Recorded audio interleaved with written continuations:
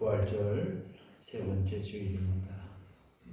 교회 창립 34주년 감사 예배로 드리게 됩니다. 또 4월 마지막 주일입니다. 다 함께 경건한 마음으로 묵도하심으로 하나님 앞에 예배 드립니다.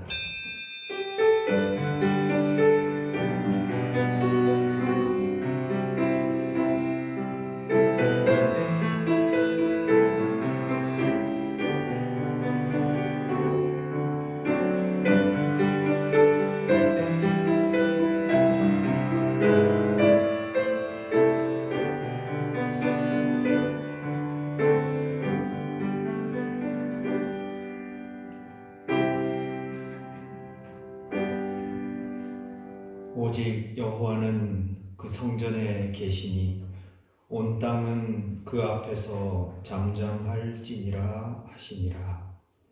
하나님은 영이시니 예배하는 자가 영과 진리로 예배할지니라. 아멘. 말씀으로 우주 만물을 창조하시고 지혜와 권능으로 이 세상을 통치하시는 하나님, 우리의 마음과 뜻과 정성을 모아 이 시간 찬양과 경배를 드립니다. 만왕의 왕 되신 주님이시여, 이곳에 오셔서 우리가 드리는 예배를 흠양하시고 홀로 영광을 받아 주시옵소서.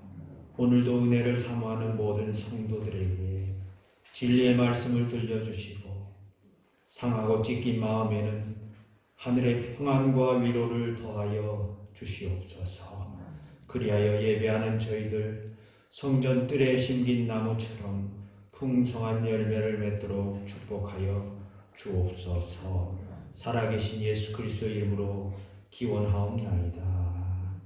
아멘. 다 함께 일어나셔서 인내 찬양으로 하나님 앞에 영광 돌립니다.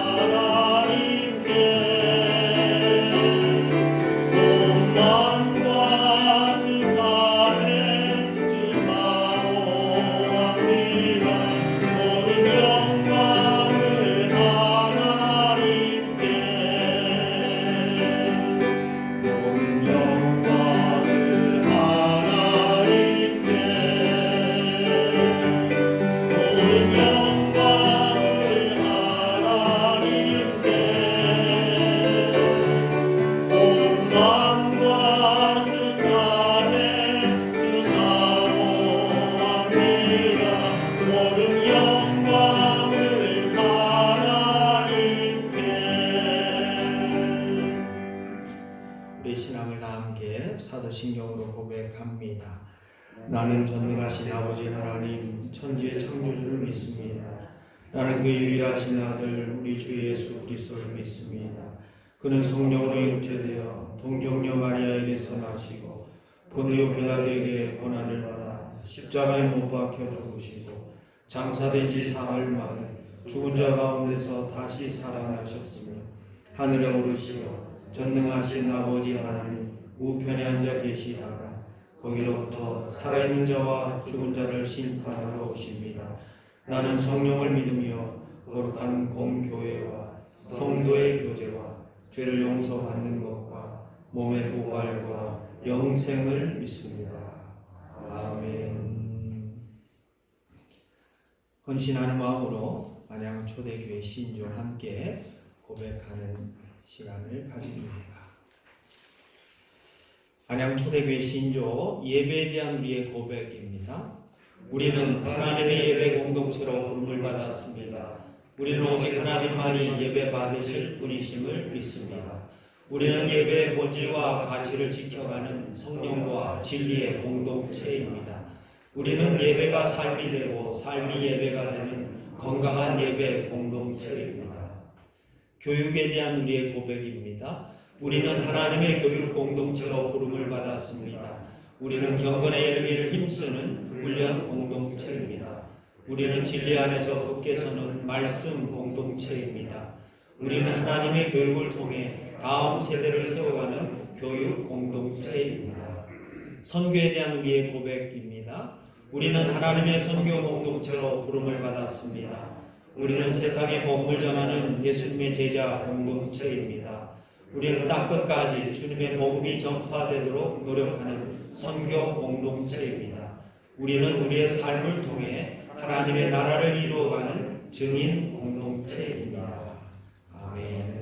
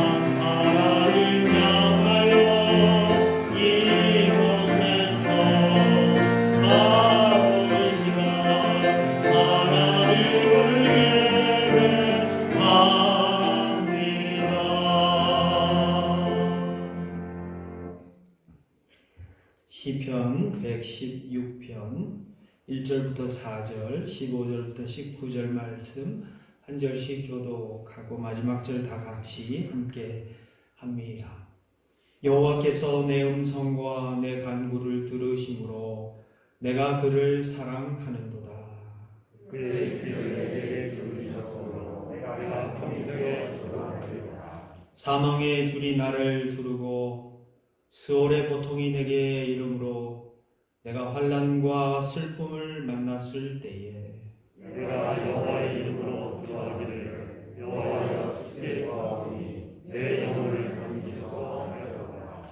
그의 경건한 자들의 죽음은 여호와께서 보시기에 귀중한 것이로다. 여호와여 나는 진실로 주의 종이요 주의 종의 아들 곧 주의 종이라. 주께서 나의 결과를 찾으시나이다. 내가 주께 감사제를 드리고 여호와 이름을 부르리이다. 내가 여호와께 서원한 것을 그의 모든 백성이 인정할 것에서 내가 지키리이다. 같이 합니다. 예루살렘아 내 한가운데에서 곧 여호와의 성전들에서 지키리로다. 할렐루야. 아멘. 자리에 앉으시길 바랍니다. 이 시간 신희승 권사님 나오셔서 기도하시겠습니다.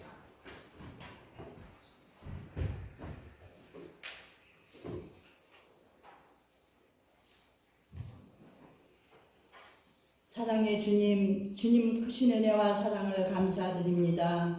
죄와 허물로 인하여 죽었던 저희들을 오늘도 그리스도의 보혈로 구역하여 주시고 주님의 자녀로 삼아주시며 예배드리게 하심도 감사드립니다.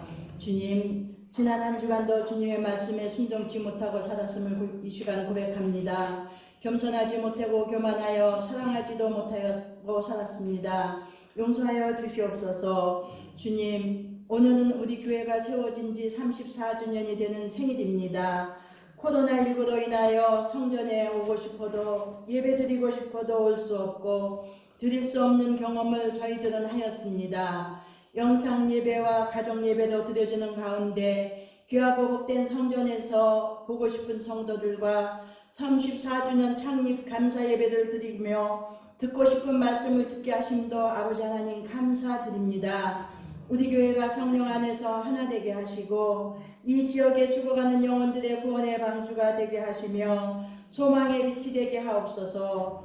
모두가 부러워하고 칭찬받는 소문난 교회가 되게 하옵소서. 찬양과 기도의 불이 꺼지지 않고 세계 열방을 향하여 선교하는 복된 교회가 되게 하여 주옵소서. 온 성도가 한 마음 한 뜻으로 맡은 바 사명을 잘 감당하며 본이 되는 교회가 되기를 원합니다. 성령의 뜨거운 역사가 늘 강하게 역사하는 교회, 부르짖는 기도마다 응답받는 축복의 현장이 되게 하옵소서.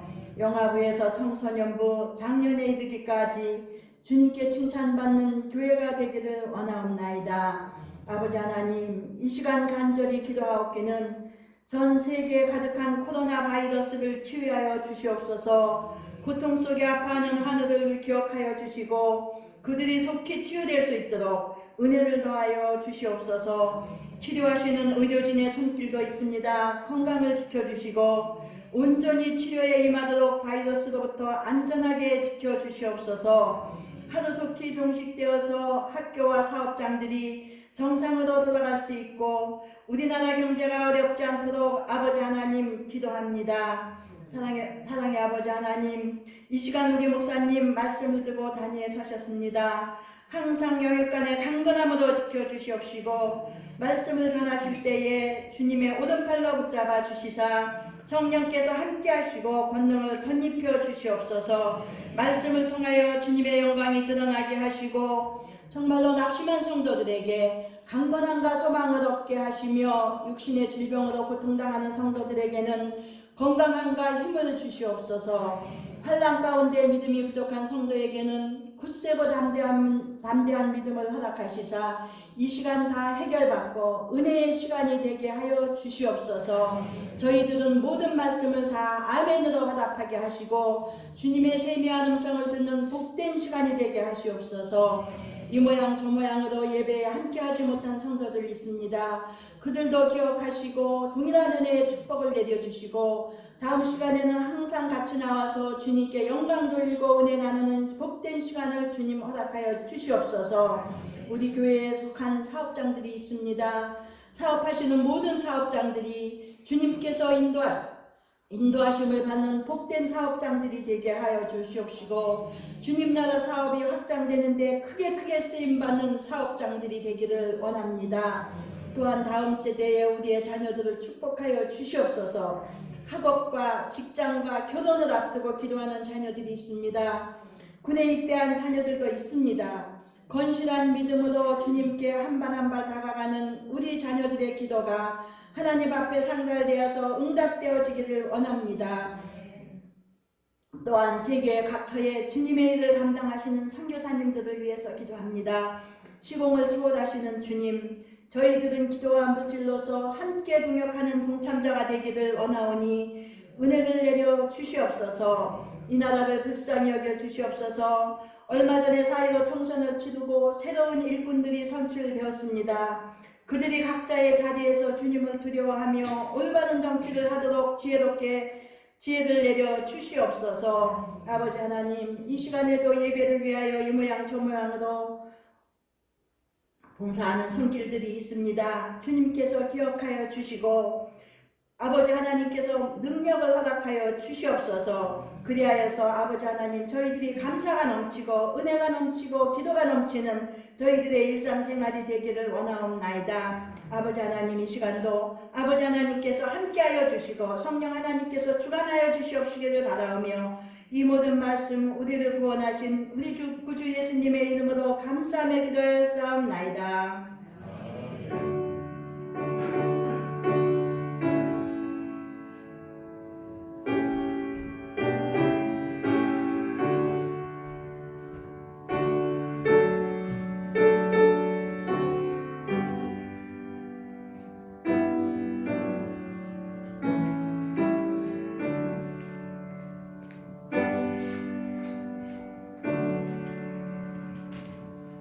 말씀을 기대하며 말씀 찬양합니다.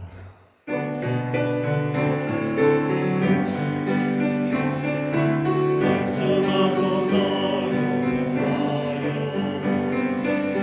만나하여 듣겠나이다. 성령 하나님이여 평화 내려주소서. 듣겠나이다. 말씀하소서 여호와여 만나하여 듣겠나이다. 성령 하나님이여 평화 내려주소서. 듣겠나이다.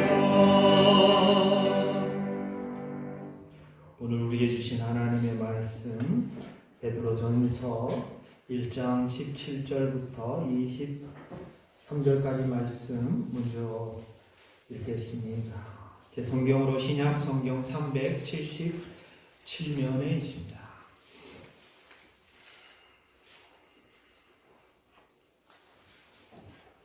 베드로전서 1장 17절부터 23절까지 말씀 같이 읽겠습니다. 시작. 외모로 보시지 않고 각 사람의 행위대로 심판하시는 이를 너희가 아버지라 부른즉 너희가 나그네로 있을 때를 두려움으로 지내라.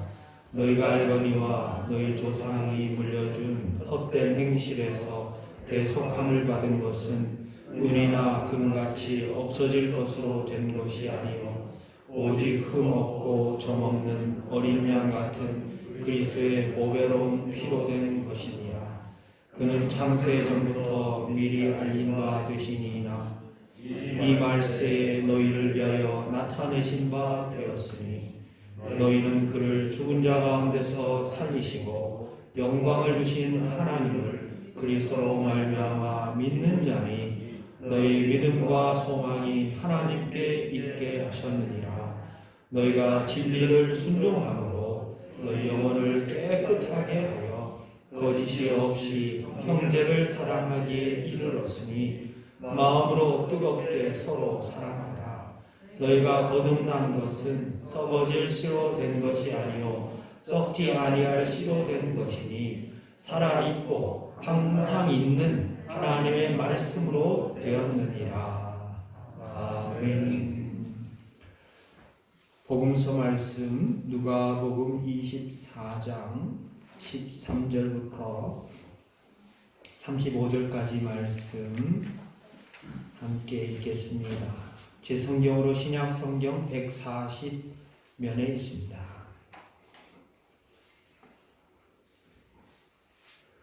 누가복음 24장 13절부터 35절까지 말씀. 엠마오로 가는 두 제자가 예수님을 만난 이야기입니다. 함께 읽겠습니다. 시작. 그날에 그들 중 둘이 예루살렘에서 25리 되는 엠마오라 하는 마을로 가면서 이 모든 된 일을 서로 이야기하더라. 그들이 서로 이야기하며 문의할 때에 예수께서 가까이 이르러 그들과 동행하시나 그들의 눈이 가려져서 그일 줄 알아보지 못하거늘 예수께서 이르시되 너희가 길 가면서 서로 주고받고 하는 이야기가 무엇이냐 하시니 두 사람이 슬픈 빛을 띠고 머물러 서더라. 그 한 사람인 글로바라 하는 자가 대답하여 이르되 당신이 예루살렘에 체류하면서도 요즘 거기서 된 일을 혼자만 알지 못하느냐. 이르시되 무슨 일이냐 이르되 나사렛 예수의 일이니 그는 하나님과 모든 백성 앞에서 말과 일에 능하신 선지자이거늘 우리 대제사장들과 관리들이 사형 판결에 넘겨줘 십자가에 못 박았느니라. 우리는 이 사람이 이스라엘을 속량할 자라고 하나노라. 이뿐 아니라 이 일이 일어난 지가 사흘째요. 또한 우리 중에 어떤 여자들이 우리로 놀라게 하였으니 이는 그들이 새벽에 무덤에 갔다가 그의 시체는 보지 못하고 와서 그가 살아나셨다 하는 천사들의 나타남을 보았다 함이라. 또 우리와 함께 한 자 중에 두어 사람이 무덤에 가 과연 여자들이 말한 바와 같음을 보았으나 예수는 보지 못하였느니라 하거늘 이르시되 미련하고 선지자들이 말한 모든 것을 마음에 더디 믿는 자들이여 그리스도가 이런 고난을 받고 자기 영광에 들어가야 할 것이 아니냐 하시고 이에 모세와 모든 선지자의 글로 시작하여 모든 성경에 쓴 바 자기에 관한 것을 자세히 설명하시니라. 그들이 가는 마을에 가까이 가매 예수는 더 가려 하는 것 같이 하시니 그들이 강건하여 이르되 우리와 함께 유하사이다. 때가 저물어 가고 날이 이미 기울었나이다 하니 이에 그들과 함께 유하러 들어가시니라. 그들과 함께 음식 잡수실 때에 떡을 가지사 축사하시고 떼어 그들에게 주시니 그들의 눈이 밝아져 그인 줄 알아보더니 예수는 그들에게 보이지 아니하시는지라. 그들이 서로 말하되 길에서 우리에게 말씀하시고 우리에게 성경을 풀어주실 때에 우리 속에서 마음이 뜨겁지 아니하더냐 하고 곧 그때로 일어나 예루살렘에 돌아가 보니 11 제자 및 그들과 함께한 자들이 모여 있어 말하기를 주께서 과연 살아나시고 시몬에게 보이셨다 하는지라. 두 사람도 길에서 된 일과 예수께서 떡을 떼심으로 자기들에게 알려주신 것을 말하더라. 아멘. 세 번째 말씀 사도행전 2장 36절부터 42절까지 말씀입니다.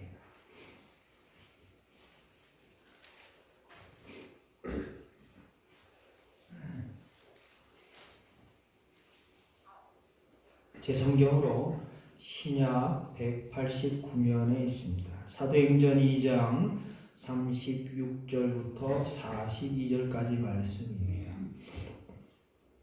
같이 읽겠습니다. 시작. 그런즉 이스라엘 온 집은 확실히 알지니 너희가 십자가에 못 박은 이 예수를 하나님이 주와 그리스도가 되게 하셨느니라 하니라.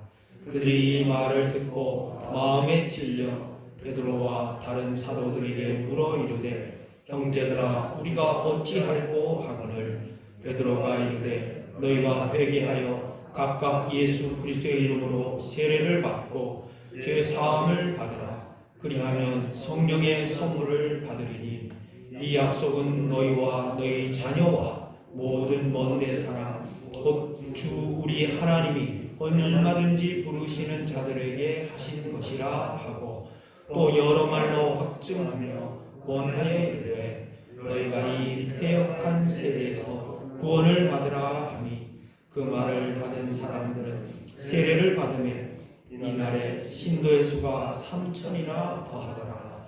그들이 사도의 가르침을 받아 서로 교제하고 떡을 떼며 오로지 기도하기를 힘쓰니라. 아멘.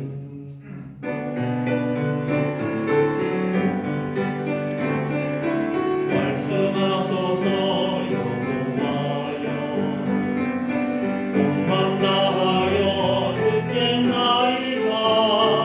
성령 하나님이여 평안 내려주소서. 듣겠나이다.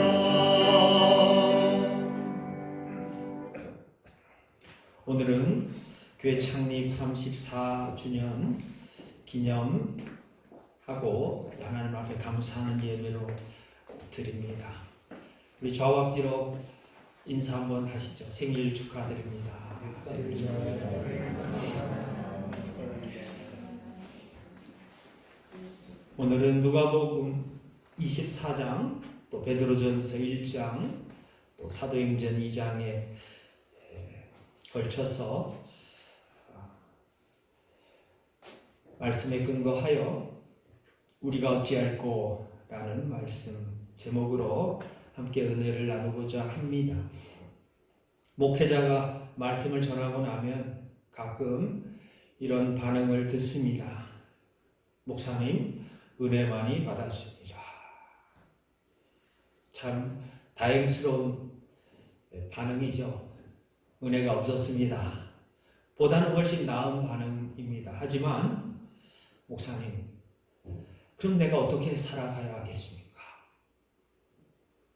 목사님, 어떻게 하면 나는 예수 잘 믿는 사람으로 살아가야 하겠습니까? 이런 반응을 듣기는 무척 힘이 듭니다. 그만큼 복음을 삶으로 살아내고자 하는 사람이 소중하다는 뜻입니다. 또 그만큼 복음을 느끼지만 복음대로 살려고 하는 그 의지와 다짐과 실천이 쉽지 않다는 이야기일 수도 있습니다. 오늘 말씀은 베드로의 설교를 듣는 청중들이 마음에 찔림을 받습니다. 우리가 어찌할꼬? 우리가 어떻게 하면 되겠습니까? 말씀을 들었는데 그럼 어떻게 우리가 살아가야 하겠습니까? 이런 반응을 합니다. 말씀을 듣고 흘린 것이 아닙니다. 말씀 괜찮네 하는 정도의 반응이 아닙니다. 찔렸다는 말은 무슨 말입니까? 자기 몸에 주사기나 날카로운 칼이 내 몸에 들어오는 순간과 같은 느낌을 가졌다는 것 아닙니까? 단순히 양심의 가책을 넘어서서 자기 존재 자체를 포기할 만큼의 결단이 필요한 순간이라는 사실을 느꼈다는 거죠. 오늘 우리가 어찌할꼬? 이런 무릎을 갖고 있습니까? 말씀을 듣고도 냉랭하고 말씀을 듣고도 뜨겁긴 한데 잠깐 뜨거워졌다가 금방 식어버리는 종교인으로 살고 있지는 않습니까? 아니면 그 말씀 괜찮네. 그래도 안 듣는 것보다 낫네. 그래도 도덕적으로 유익한 거 아니야. 정도의 말씀을 받고 있지는 않습니까? 오늘 세 가지 정도의 교훈을 함께 나누고자 합니다. 첫 번째, 우리가 어찌할꼬? 이 물음은 자기를 성찰하는 질문이라는 거예요. 죄인인 자신을 돌아보는 깊이 있는 물음이라는 것입니다. 지금 설교는 누가 하고 있습니까? 베드로입니다. 죽는 것이 두려워서 예수를 3번이나 부인했던 실패자, 그 베드로가 예수님을 만나고 이제 사도가 되어서 설교를 전하고 있습니다. 이 설교의 내용은 무엇입니까? 유대인들에게 아주 원색적인 복음을 전하고 있습니다. 독설에 가깝습니다. 유대인이 최고로 존경하는 다윗보다 예수님이 더 높다는 것입니다. 뿐만 아니라 예수님을 주와 그리스도까지 높여버립니다. 더 나아가 너희가 예수를 십자가에 못 박지 않았느냐? 너희가 예수를 십자가에 못 박지 않았느냐? 호되게 질책합니다.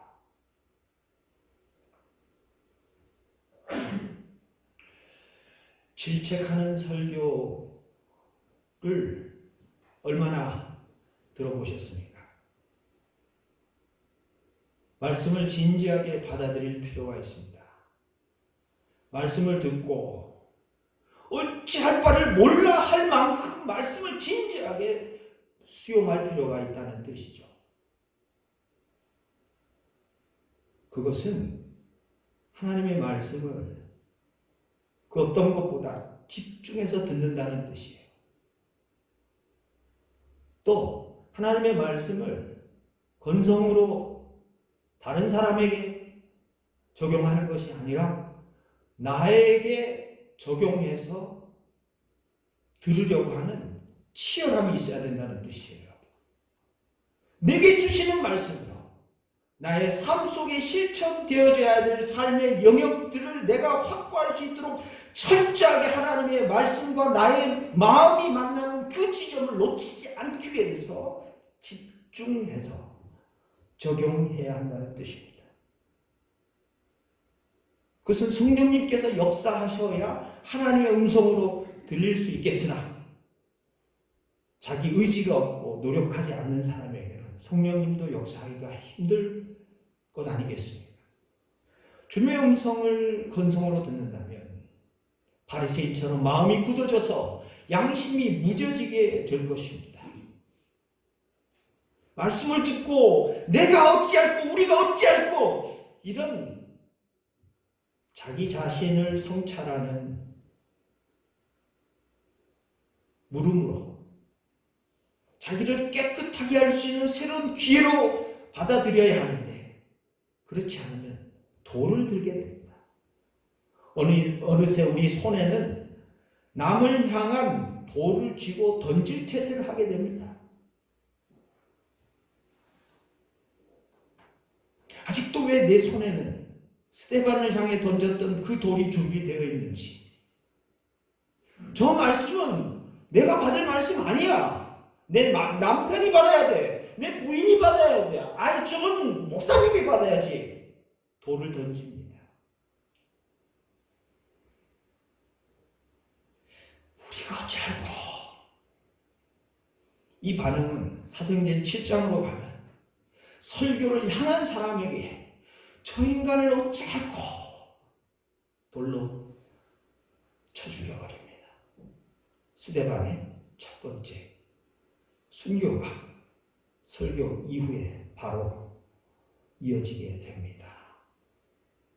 설교를 받아들이는 태도, 이것은 대단히 중요합니다. 설교를 듣고 내가 어찌할꼬 우리가 어찌할꼬 이 반응이 정상적인 반응입니다. 저 인간을 어찌할꼬 저 원수를 어찌할꼬 저 인간을 어찌할꼬 이 반응이 있다면 아직도 영적인 깊이가 없는 종교인일 가능성이 높습니다. 예수 그리스도의 십자가가 내 가슴에 박혀야 합니다. 우리는 누구에게도 핑계댈 수 있는 인간이죠. 누구를 핑계댈 수 없는, 누구에게도 핑계댈 수 없는 그 사람이 십자가를 가슴에 담은 사람이죠. 십자가 사건은 대단한 사건이죠. 인류에게 있어서 새로운 구원과 소망을 주는 놀라운 사건입니다. 그러면 그 십자가는 누가 일으켰습니까? 그 십자가의 주범은 누구입니까? 로마 황제입니까? 가야바입니까? 십자가에 못 박으라고 소리쳤던 군중입니까? 십자가에서 내려오라고 조롱했던 군병들입니까? 손을 씻고 나는 안 그런 척했던 발뺌하던 그 빌라도의 탓입니까? 아니죠. 바로 내 죄 때문입니다. 그 십자가가 나 때문이라는 사실, 이 사실을 알고 믿어야 사람이 변합니다. 십자가를 목에 걸고 다니는 정도가 아니죠. 십자가에 목을 걸 수 있어야 되지 않겠습니까? 여러분은 십자가의 사람입니까? 여러분의 가슴에는 십자가가 새겨져 있습니까?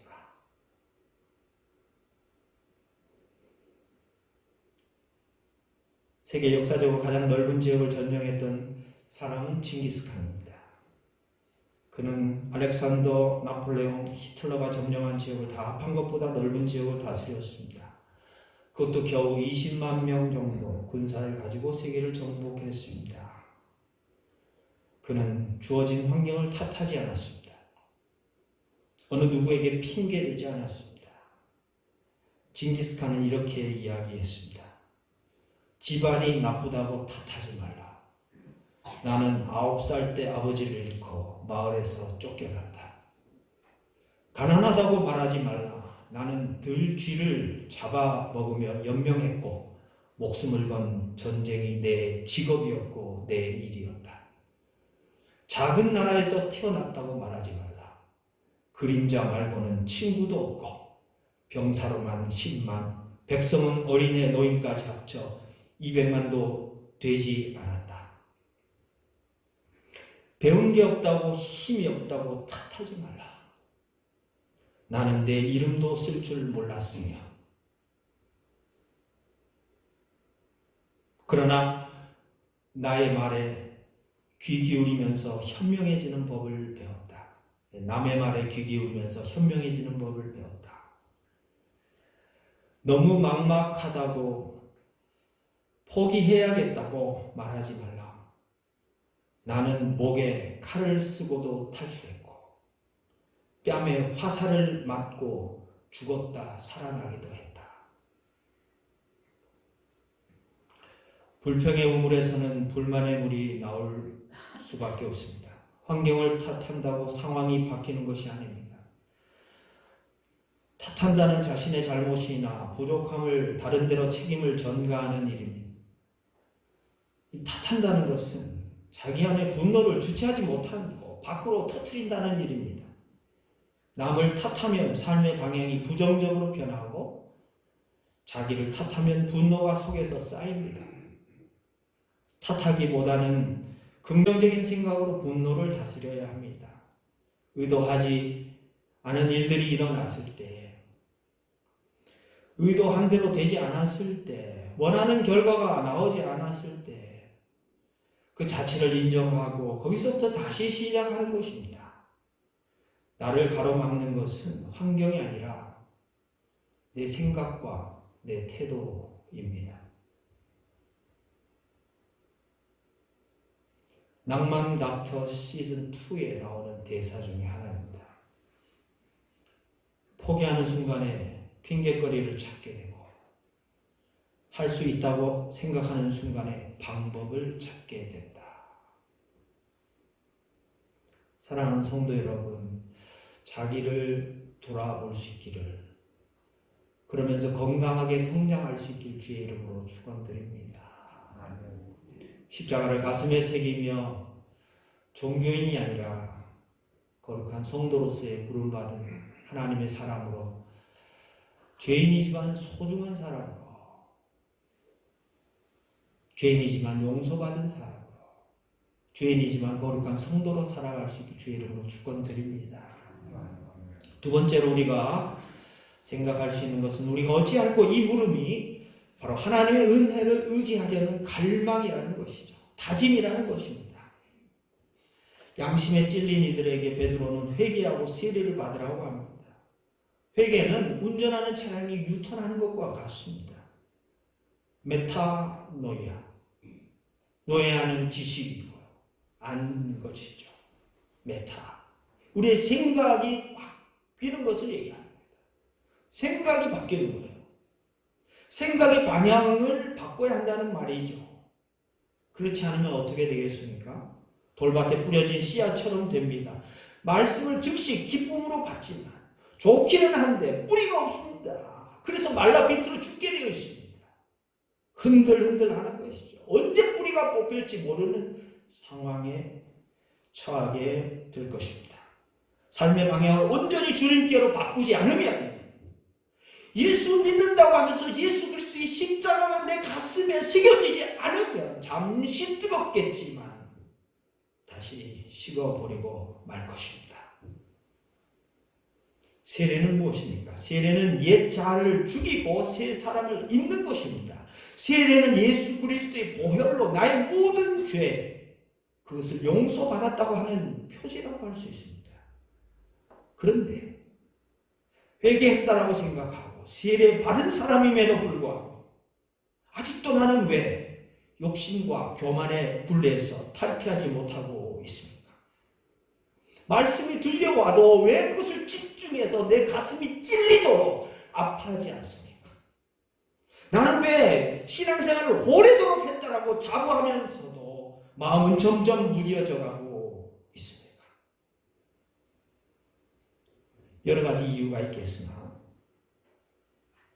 자기 가치의 성장과 자기 존재의 성숙에 대한 경험 부족입니다. 경험치가 부족한 거예요. 이게 무슨 말입니까? 좀 쉽게 설명을 해보죠. 병원에 검진을 받으러 갔습니다. 의사는 그에게 이런 말을 합니다. 선생님, 보름 남았습니다. 충격을 받죠.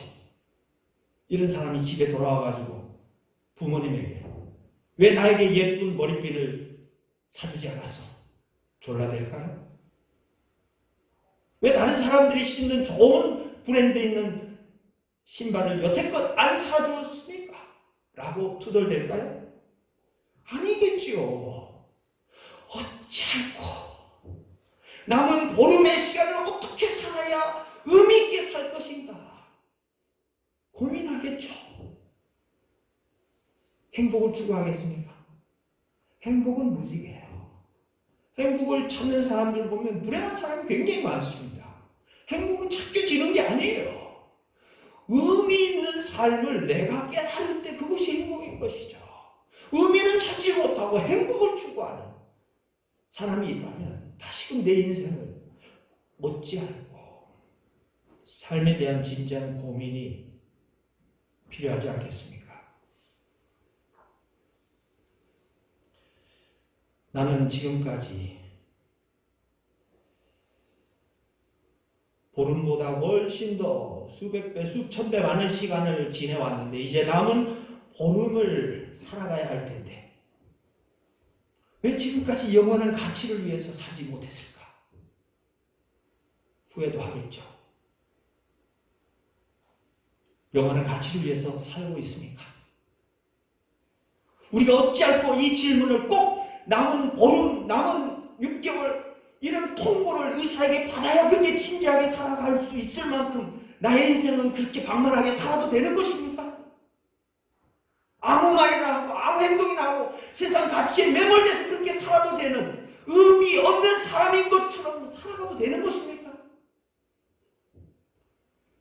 누가복음 15장에는 아버지 재산을 받아서 그것도 살아있을 때 아버지 살아있을 때 유산을 달라고 하는 이 어처구니 없는 자식이 나옵니다.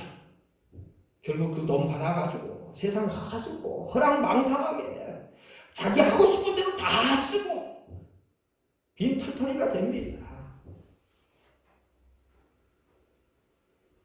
아버지 생각이 날 때 왜 생각납니까? 배고프니까 쫄딱 망했으니까 아주 나쁜 자식이죠. 부모 속을 썩여도 이렇게 할 수 있습니까? 그러나 돌아옵니다. 돌아옵니다. 돌아올 용기를 가집니다.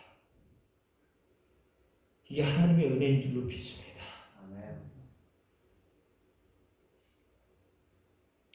하버드 교수로 살다가 장애인을 돌보기 위해서 자신의 삶을 완전히 유턴한 헨리 나우에라는 영성가가 있습니다. 그분의 1985년 11월 17일 일기를 읽어드립니다. 탕자에게 이기적인 동기가 있었다는 점은 놀라운 일이다. 아버지 집으로 돌아가는 것 말고는 달리 목숨을 건질 도리가 없었다. 죄를 지었음을 깨달았지만 죽음의 문턱까지 쫓긴 까닭에 생긴 자각이었다. 그런데도 아버지는 그보다 더 나은 동기를 요구하지 않는다. 아버지의 사랑은 전폭적이고 무조건적이어서 아들이 집에 돌아온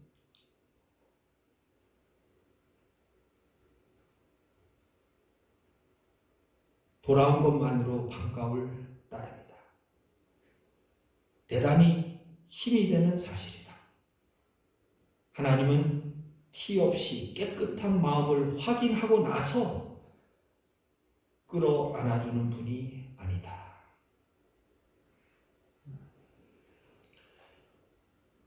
여기 하나님의 은혜가 있는 줄로 믿습니다.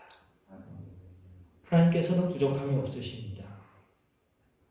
그런데 왜 우리에게 율법을 주셨나요? 그것은 우리 자신이 스스로 해치는 것을 막기 위한 최소한의 가이드라인을 주신 것이죠. 하나님께서 우리에게 말씀하신다는 것은 대부분 성경을 통해서뿐만 아니라 자연과 문화와 일상을 통한 일반 은총 가운데 있는 것이 많습니다. 그냥 공기처럼 주어지는 것. 그래서 인식하지 못할 때가 많습니다. 그래서 우리는 자유로우면서도 그 자유의 의미를 못 느낄 때가 있습니다. 그 자유 안에서 진짜 우리가 가져야 될 의미나 책임에 대해서 우리가 회피할 때가 많은 이유인 것이죠. 신약 성경에는 의외로 명령이 많지가 않습니다. 서로 사랑하라, 항상 기뻐하라, 감사하라, 기도하라. 이게 명령입니까? 너 그거 못했으니까 꼭 해! 라는 명령입니까? 너 부족하니까 그거 채워! 그러니까 내가 사랑할 수 있잖아! 이것입니까? 보통 부모님들이 자식에게 하는 어법 아닙니까? 너 100점 맞으면 내가 사랑할게!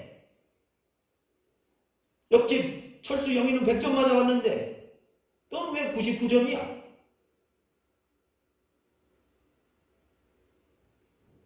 엄밀히 이 명령도 살펴보면 그것은 명령이 아니라 삶의 자세에 관한 것이에요. 하나님을 사랑하고 신뢰하라는 것이죠. 하나님을 신뢰하고 하나님을 사랑하고 하나님을 의존하는 그 태도를 하나님은 원하신다는 것이죠. 하나님의 넉넉한 사랑, 이 사랑 안에 있기를 주의 이름으로 축원드립니다. 이 아버지 마음을 아는 것, 이 아버지 마음을 깨닫는 것, 이 아버지의 마음으로 살아가는 것, 이게 신앙생활의 목표 아닙니까? 우리 자녀들이 이 사랑 안에서 자라기를 기도합니다. 나를 통하여, 우리 교회를 통하여 이 아버지의 사랑이 전달되기를 간절히 기도합니다. 나의 뜻대로, 나의 철대로, 내 구미대로 우리 자녀들이 크지 않더라도 유연하고 넓은 하나님의 넓은 품 안에서 자기 자신을 소중히 여기며 귀한 존재로 살아갈 수 있기를 주님은 원하고 계십니다. 우리가 은혜 받은 존재로 살아가야 할 이유가 여기에 있습니다. 죄인이지만 하나님의 은혜 가운데, 은혜 아래 살기로 다짐해야 될 이유가 바로 여기에 있다는 사실을 명심하시기를 주 이름으로 축원드립니다. 하나님의 은혜 아래 살기를 간절히 바랍니다. 저와 앞뒤로 한번 인사하시죠. 하나님의 은혜 안에 사십시오. 하나님의 은혜 안에 사십시오. 하나님의 은혜에서 벗어나면 남을 탓하기도 하지만 자신을 자학하기도 합니다. 이 틀에서 빨리 벗어나야 하나님의 사랑의 사람으로 넉넉하고 여유 있게 사명자로서 살아갈 수 있을 것입니다. 오늘 마지막 세 번째 교훈입니다. 우리가 어찌할꼬? 이 물음은 성령님께 사로잡히려는 교회의 성숙과 책임과 관련된 질문입니다. 교회는 무엇입니까? 교회는 성도 자신입니다. 여러분입니다. 교회는 교인 숫자로, 교회 예배당의 크기로 객관화하기에는 상당한 무리가 있습니다. 교회는 성도들의 성숙함으로 평가받아야 합니다. 각자 삶으로 담보해내는 복음의 능력이 일상을 통하여 드러나는 그 열매로 평가받아야 한다는 뜻입니다. 교회에서는 눈물 흘리고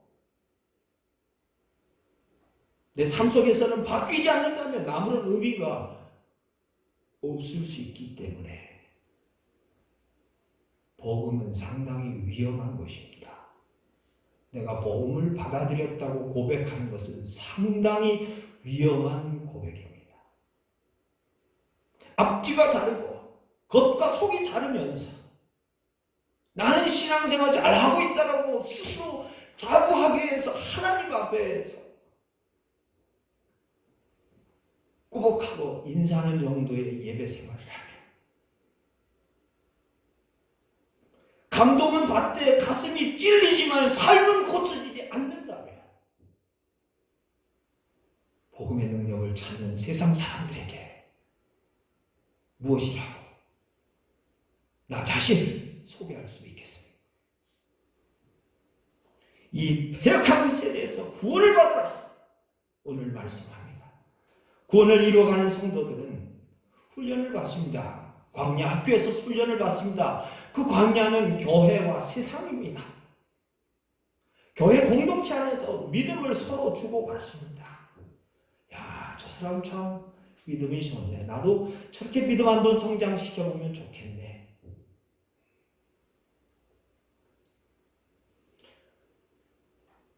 총선의 초선위원이 150명이 넘습니다. 갈아엎은 거죠. 한마디로 얘기하면.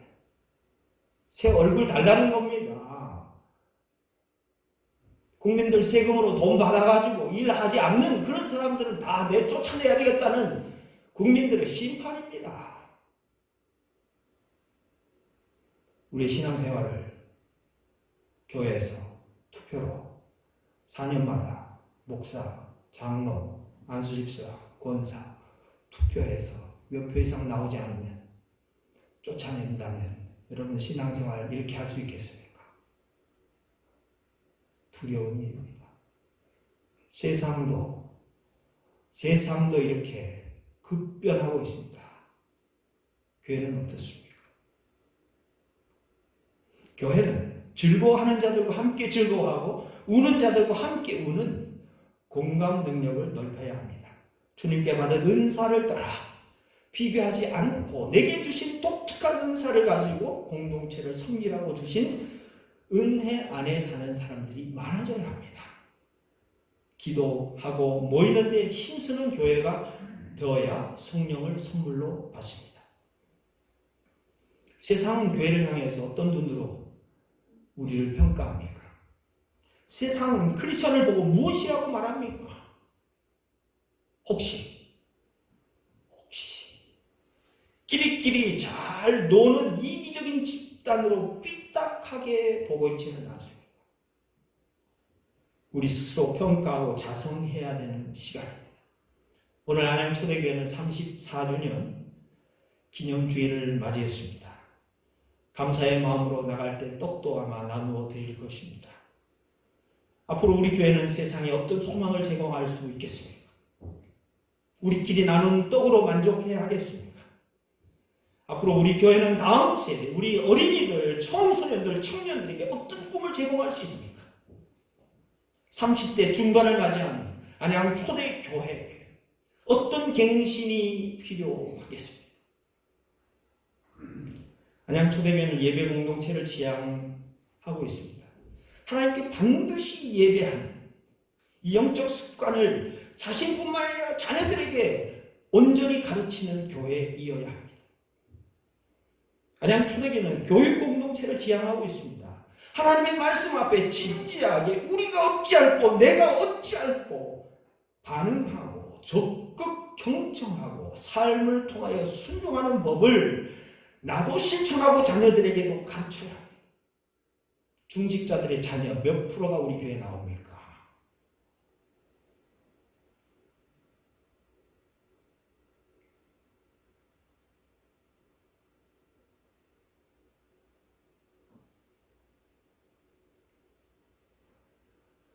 안양 초대교회는 선교 공동체를 지향해야 합니다. 선교사들을 가족처럼 여기면서 관심을 갖고 기도해주고 또 기도도 받고 함께 동력하며 협력해야 합니다. 오늘 말씀을 듣고 물론 베드로의 설교이겠습니다만 마음에 찔려서 우리가 어찌할꼬 물었던 그 물음이 우리에게도 있어야 합니다. 이 물음이 안양 초대 교회뿐만 아니라 한국교회에도 있어야 합니다. 이 물음이 이 기성세대 50대, 60대, 70대, 80대에도 있어야 하겠지만 우리 자녀들에게도 있어야 합니다. 왜냐? 성숙한 물음이 성숙한 답을 추구하게 만들기 때문입니다. 허접한 것을 소중한 것처럼 여긴다면 대단한 착각이죠. 다이아몬드와 씨앗이 있다면 무엇을 선택해야 합니까? 생명이 있고 미래가 있는 씨앗을 선택해야 하는 것 아니겠습니까? 그게 지혜일 터인데 생명의 씨앗을 팔아 다이아몬드를 사야 되겠다는 사람이 어찌 그리 많은지요. 없어질 것을 영원한 것처럼 붙잡는다면 그것은 후회하는 인생일 가능성이 높습니다. 예수 그리스도께서 교회에 주신 복이 있습니다. 영원한 복입니다. 성도들이죠. 예수님을 잘 믿는 성도들, 가슴에 십자가를 새기며 그 복음의 능력으로 살아가는 자부심을 가진 성도들, 은혜나 금으로 도저히 살 수 없는 하나님의 복음의 능력 안에서 부름받은 성도들, 그것이 교회의 복입니다. 34년 동안 이 교회를 지켜온 성도들, 지금도 무던히 자기 자리를 지키고 있는 성도들, 누가 보나 안 보나 관계없이 눈물로 씨앗을 뿌리며 무릎으로 천국을 침노하는 하나님의 사람들, 그들이 이 교회의 큰 복의 열매인 줄로 믿습니다. 주님이 주신 신앙을 지키며 주님이 주신 은사를 따라 섬기며 주님이 주신 복음 전파의 사명을 충실해야 하는 성도들, 이 성도들이 우리 교회의 미래요, 열매요, 영광이 되는 줄로 믿습니다. 34주년을 맞이한 안양 초대교회는 앞으로 어찌할꼬 이 물음은 상당한 괴로움을 수반합니다. 이 물음은 성령님께 사로잡히지 못하는 죄인으로서의 우리의 처절한 부족한 모습과 관련이 있습니다. 그럼에도 성령님께 교회가 사로잡혀야 한다는 이 갈망이 안양 초대교회 성도로서 온전하게 살고자 하는 당연한 고백과 이어질 수밖에 없을 것입니다. 이 물음은 교회의 직임과 직분과 사역과 미래를 책임지려는 성숙한 성도로서의 당연한 고백입니다. 주님 앞에 부끄러울 것이 없는 일꾼으로 자신을 드리며 교회를 사랑하며 사시겠습니까?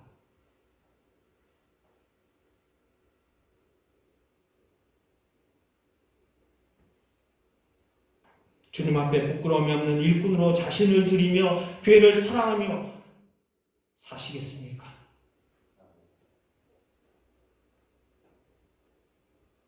주님께 부름받은 성도로서 우리를 불러주신 하나님 앞에 감사하고 자부심을 다시 한번 깊이 느끼는 34주년 교회 창립 기념주일을 맞이한 안양 초대교회 성도들 모두 되시기를 주의 이름으로 축원드립니다. 기도하시겠습니다. 사랑의 하나님 아버지 감사합니다. 우리를 불러주신 그 은혜를 생각하며 우리의 가슴에 새겨진 그 십자가의 은혜를 감사하며 주님 앞에 나왔습니다. 어찌할꼬 가슴 아파하고 가슴 찔려하는 통이성한 새로운 미래를 열어갈 수 있도록 회개를 촉구하시고 세례받을 수 있는 기회를 주셨고 성령의 선물로 인하여 하나님을 위해 살아갈 수 있는 영원한 삶을 선택할 수 있도록 오늘도 우리에게 기회를 주셨사오니 감사를 드립니다. 그 기회에 놓치지 않고 선택하며 살아갈 수 있도록 주님이 도와 주옵소서. 예수 그리스도의 이름으로 감사하며 축복하며 기도하옵나이다. 아멘. 찬송가 288장 함께 찬양합니다.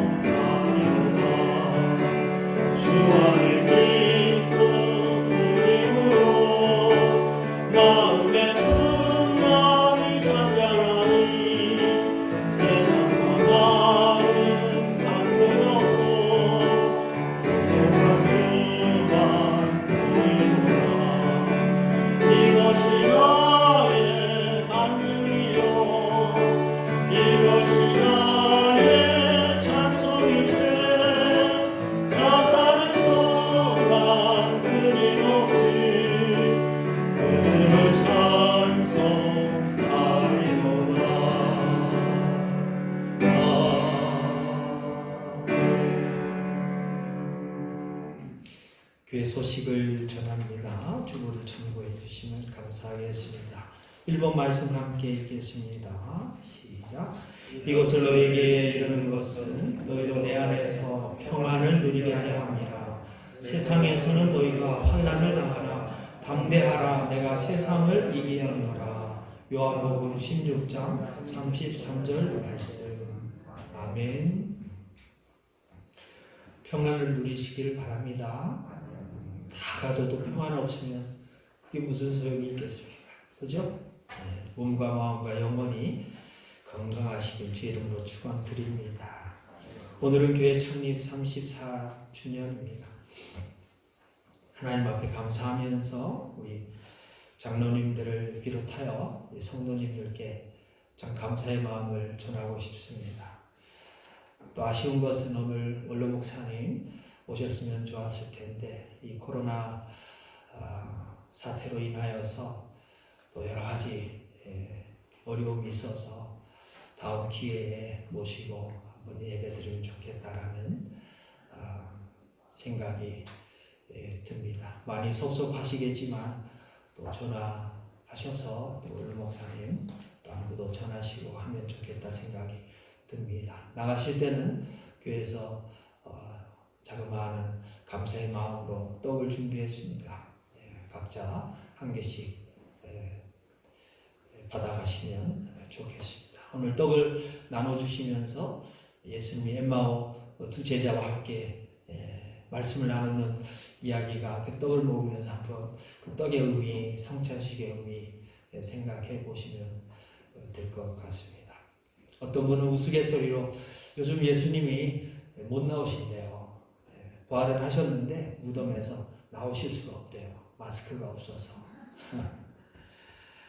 마스크 착용 잘 하시고 또 개인 위생관리 철저하게 하시고 또 사회적 거리 두기는 아마 5월 초까지 지속되는 걸로 알고 있습니다. 그때까지 또 유념하시고 또 5월 초에 연휴라서 또 많은 사람들이 붐빌 수 있는데 가능하면 또 절제하시고 조심하시면 좋을 것 같습니다. 또 우리보다 훨씬 더 지금 어려움에 처한 너무나 많은 사람들이 있지 않습니까? 거기에 대한 생각을 조금 가지시고 또 도와줄 수 있는 방편들이 있다면 우리가 기도로, 물질로, 또 마음으로 도울 수 있지 않겠나 그런 생각을 해보게 됩니다. 안양노회가 이 18일 개최됩니다. 여러 가지 어려움이 있으나 또 사회적 거리 두기를 실천하면서 또 보이지 않으면 안 되는 일이기에 모임을 갖습니다. 우리 장로님들 참고하시기를 바랍니다. 오늘도 역시 헌금은 수고하지 않고 나가실 때 헌금함에 넣어주시면 감사하겠고 또 온라인으로 또 계좌 이체해 주시면 감사하겠습니다. 우리 봉헌하는 마음으로 하나님의 약속 우리 함께 일어나셔서 제가 기도하고 찬양하겠습니다. 사랑의 하나님 아버지 감사합니다. 오늘도 마음과 뜻과 정성 모아서 주님 앞에 귀한 예물을 드립니다. 그 어떤 예물보다 우리 자신이 하나님께 돌아온 탕자와 같은 우리 자신이 하나님 품에 안겨서 용서받은 우리 자신이 얼마나 큰 선물인지요. 주님 받아주셔서 감사하고 용서해 주셔서 감사하고 죄인이지만 소중한 존재로 의미 있는 존재로 살아갈 수 있도록 날마다 새로운 기회를 주시는 성령님의 놀라운 선물을 만끽하며 살아갈 수 있도록 오늘도 새로운 기회를 주셨사오니 감사드립니다. 주님 몸과 마음과 뜻과 정성 모아서 하루하루 의미 있게 살아갈 수 있도록 도와주시고 특별히 코로나 사태로 인하여 고통과 시련 가운데 너무나 큰 낙심과 절망 속에서 살아가는 이들이 있으면 기억하사 주님 불쌍히 여겨주시고 치유하여 주시고 우리 일상이 회복될 수 있도록 주님 축복하여 주시옵소서. 이 시간 사랑하는 성도들 마음을 모아 찬양하고 우리의 영혼을 주님께 집중하며 우리의 신앙을 다시 한번 점검하고 주님 앞에 우리 자신을 더 드리고 힘쓰는 귀한 결단과 헌신의 시간으로 오늘 주님 앞에 34주년 교회 창립 기념주일 감사로 예배하여 사오니 이후의 삶도 주님 책임져 주시고 주님 은혜 안에 살아갈 수 있도록 넉넉한 길로 걸어갈 수 있도록 축복의 통로 될 수 있도록 은혜 베풀어 주옵소서. 감사하며 우리 삶의 주인공 되시고 우리 인생의 목적 되시며 삶의 의미가 되시는 살아계신 예수 그리스도 이름으로 간절히 축복하며 기도 올리옵나이다. 아멘.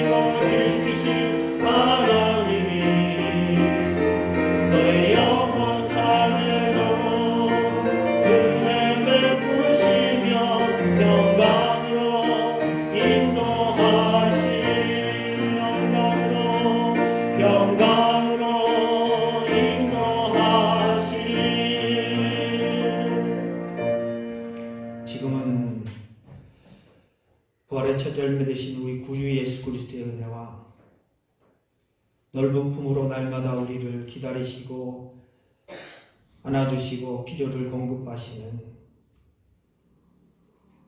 우리 하나님 아버지의 극진하신 사랑과 날마다 성령의 선물로 우리에게 회개의 기회와 또 세례를 통한 십자가의 은혜를 날마다 기억하며 감사하며 살아갈 수 있도록 우리의 삶을 열어가시고 미래를 주장하시며 우리의 현재를 점검할 수 있도록 말씀의 빛으로 우리의 영혼을 조명해 주시는 성령님의 감동감화 교통하시니 이 시간 교회 창립 기념 주일 맞이하여 하나님 앞에 감사하는 성도들 머리머리 위에 원로 목사님 네 분과 또 함께 동력한 많은 34년의 역사 속에서 하나님께 쓰임받은 동력자들 머리머리 위에 지금도 귀한 성도로서의 자부심을 가지고 부름받고 보내심을 받는 귀한 사명자로서 살아갈 것을 자각하고 또 실천하고자 주님 앞에 헌신하는 성도들 머리머리 위에 피주고 값주고 사신 주의 몸된 교회 공동체 위에 회복과 치유가 필요한 이 나라와 이 민족과 많은 환우들 또 고통 속에 살아가는 주님의 동력자들 머리머리 위에 이제로부터 영원토록 함께 하시기를 간절히 축원하옵나이다. 아멘.